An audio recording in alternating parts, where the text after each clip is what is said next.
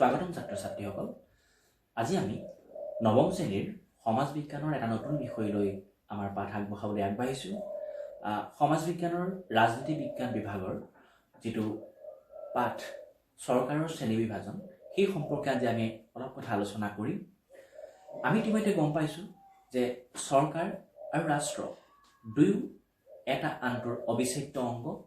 এটাক বাদ দি আমি আনটোৰ কথা কল্পনা কৰিব নোৱাৰোঁ। যিহেতু ৰাষ্ট্ৰ এখন চৰকাৰে পৰিচালনা কৰে, চৰকাৰে তেওঁলোকৰ বিভিন্ন নীতিৰ দ্বাৰা, তেওঁলোকৰ বিভিন্ন কাৰ্যৰ দ্বাৰা জনসাধাৰণৰ কল্যাণৰ হকে শাসন কাৰ্য পৰিচালনা কৰে। বৰ্তমান সময়ত আমি গোটেই আমাৰ পৃথিৱীৰ প্ৰায়বিলাক ৰাষ্ট্ৰতে গণতান্ত্ৰিক শাসন ব্যৱস্থা প্ৰচলন আছে। চৰকাৰৰ চৰিত্ৰৰ ওপৰত নিৰ্ভৰ কৰি চৰকাৰক শ্ৰেণী বিভাজন কৰা হয়। অৰ্থাৎ চৰকাৰ এখনৰ যি তিনিটা প্ৰধান অংগ, চৰকাৰৰ প্ৰধান অংগ সাধাৰণতে তিনিটা: বিধানমণ্ডল, কাৰ্যপালিকা আৰু ন্যায়পালিকা।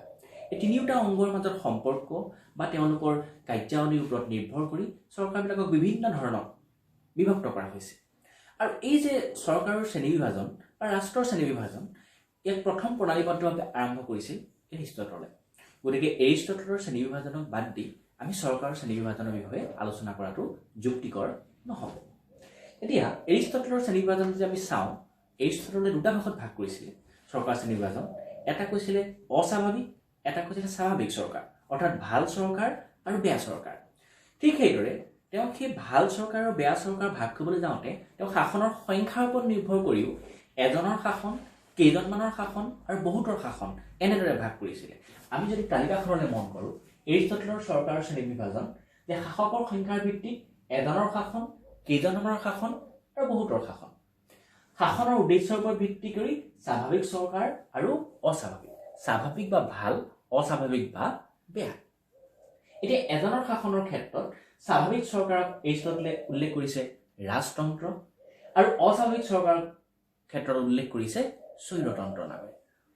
কেইজনমানৰ শাসন এৰিষ্টটলে স্বাভাৱিক কৈছে অভিজাততন্ত্ৰ, শিক্ষিত অভিজাত শ্ৰেণীৰ দ্বাৰা শাসিত অভিজাততন্ত্ৰ, আৰু অস্বাভাৱিক চৰকাৰক কোৱা হৈছে আধ্যবন্ত তন্ত্ৰ। ঠিক সেইদৰে বহুতৰ শাসনৰ ক্ষেত্ৰত তেওঁ স্বাভাৱিক শাসনক বা ভাল শাসন চৰকাৰক কৈছে ৰাজ্য ব্যৱস্থা বা পলিটি, আৰু অস্বাভাৱিক চৰকাৰৰ ক্ষেত্ৰত তেওঁ উল্লেখ কৰিছে গণতন্ত্ৰ নামেৰে। এইদৰে এৰিষ্টটলে ভাল আৰু বেয়া, স্বাভাৱিক আৰু অস্বাভাৱিক আৰু শাসকৰ সংখ্যাৰ ওপৰত নিৰ্ভৰ কৰি চৰকাৰৰ প্ৰণালীবদ্ধ শ্ৰেণী বিভাজনৰ তেওঁ কৰি দেখুৱাইছিল।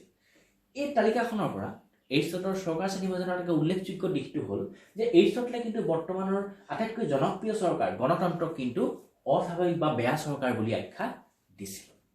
আৰু যি কি নহওক, বিভিন্ন কাৰণত এৰিষ্টটলৰ চৰকাৰ শ্ৰেণী বিভাজন সকলোৰে বাবে গ্ৰহণযোগ্য নহয়।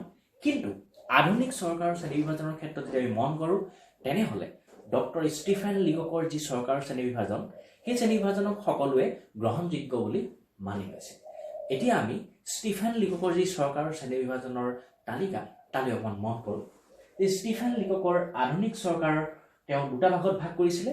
এটা হৈছে স্বৈৰতন্ত্ৰ বা একনায়কত্ব, আৰু আনটো হৈছে গণতন্ত্ৰ, বৰ্তমানৰ যিটো জনপ্ৰিয় চৰকাৰ। তেওঁ গণতন্ত্ৰক আকৌ দুটা ভাগত ভাগ কৰিছে। এটা কৈছে সীমিত ৰাজতন্ত্ৰ আৰু আনটোক কৈছে প্ৰজাতন্ত্ৰ। সীমিত ৰাজতন্ত্ৰ আৰু প্ৰজাতন্ত্ৰ নামেৰে তেওঁ ভাগ কৰিছে। ইয়াৰ পাছত তেওঁ সীমিত ৰাজতন্ত্ৰ আৰু প্ৰজাতন্ত্ৰক দুয়োটাকে দুটা ভাগত ভাগ কৰিছে। সীমিত ৰাজতন্ত্ৰক তেওঁ ভাগ কৰিছে যুক্তৰাষ্ট্ৰীয় আৰু এককেন্দ্ৰীয় নামেৰে। ঠিক একেদৰে প্ৰজাতন্ত্ৰকো যুক্তৰাষ্ট্ৰীয় আৰু এককেন্দ্ৰিক চৰকাৰ নামেৰে তেওঁ ভাগ কৰিছে।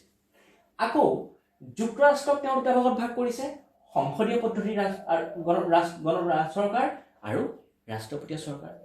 ঠিক সেইদৰে এককেন্দ্ৰিক চৰকাৰকো তেওঁ দুটা ভাগত সংসদীয় আৰু ৰাষ্ট্ৰপতীয় নামেৰে ভাগ কৰিছে।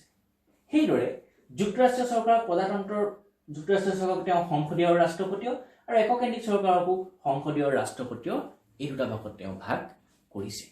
গতিকে এই তালিকাখনৰ পৰা আমি আৰু এটা কথা গম পালোঁ যে বৰ্তমান পটভূমিত আমি চাৰি ধৰণৰ চৰকাৰৰ বিষয়ে খুব ভালকৈ আলোচনা কৰাটো প্ৰয়োজন। আমাৰ বাবে আলোচনাৰ বিষয় সেয়া হৈছে যুক্তৰাষ্ট্ৰীয় চৰকাৰ, এককেন্দ্ৰিক চৰকাৰ, সংসদীয় চৰকাৰ আৰু ৰাষ্ট্ৰপতীয় চৰকাৰ।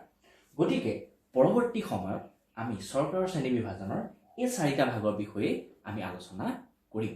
চৰকাৰৰ অংগকেইটাৰ মাজত সম্পৰ্ক, ক্ষমতাৰ বিভাজনৰ নীতি, ইত্যাদিৰ ওপৰত ভিত্তি কৰি চৰকাৰক কেনেদৰে এককেন্দ্ৰিক যুক্তৰাষ্ট্ৰীয় সংসদীয় ৰাষ্ট্ৰপতীয় আদি ভাগত ভাগ কৰা হৈছে এই চৰকাৰবিলাকৰ দোষ গুণৰ বিষয়ে আমি পৰৱৰ্তী শ্ৰেণীত আলোচনা কৰিম